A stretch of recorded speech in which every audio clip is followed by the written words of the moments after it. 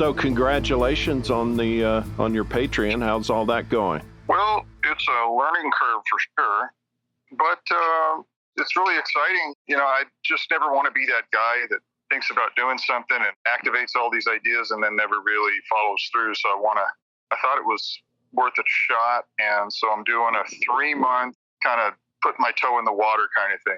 I'm giving it my all. I'm trying to build really good content. I hope people will find edifying and interesting and do stuff across the board, you know, lifestyle and obviously all the different aspects of music areas that my life touches, but emphasizing lessons and gear. So far it's been really sort of thinking that's going to stick because people are so excited about it. People are signing up every day and it's looking good. So I just need to make it something that I can live with that gives people what they want. I don't want them to be disappointed at the same time. I can't do something that I end up hating because I become a slave to it. For instance, when I started to do videotapings for my lessons, I did it in a studio with a videographer, and it was real kind of more of a formal setting.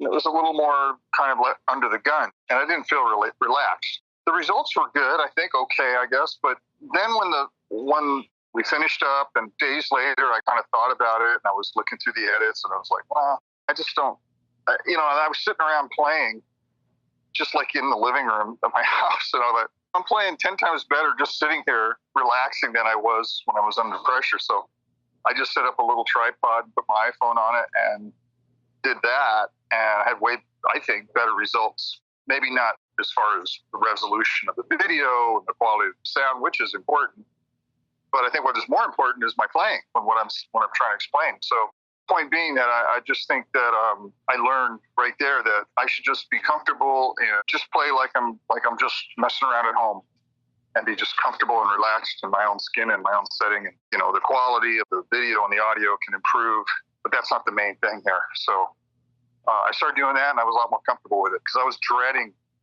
these sessions, with the videographer and everything. I was just like, ugh. That's something where you actually bring somebody in?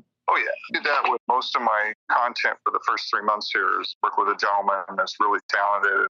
And some of it I need that because I'm not technically astute enough this stuff to do it myself. And I'm not an idiot. I could probably figure it out, obviously, but I don't want to. I have too many things going on. I don't have enough time to sit here and learn to be a videographer and an audio guy and an editor. And you know what? No thanks. Yeah, so when I'm doing something like if I'm on my motorcycle or if I'm working out and we're capturing that, what am I supposed to do with my phone or my camera? Strap it to my handlebars or get one of those selfie sticks, and ride around with. Yeah. I'm kidding. I don't think that works. But honestly, I have always thought with Patreon, it must be the even in my own stuff, I thought about kind of doing something like that, but then I just thought, man, it just seems like such a whipping, and I'm already bogged down. But I did think in like a case like yours where you're a musician, I don't know if any of that, like doing it on a professional level, if that even matters, because it does seem like it's more about just connecting with your fans. Yeah, I agree with you to a certain extent, but there's another aspect to that regarding or relating to the lessons.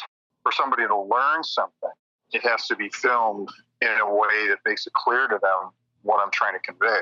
That can be challenging. Do you do like Zoom kind of stuff where you would do a one-on-one lesson? Well, the way I decided to approach this initially, and I'm going to continue doing, is to keep it very, very simple.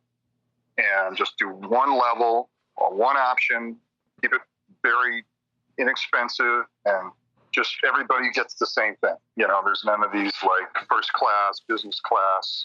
That's too much to manage.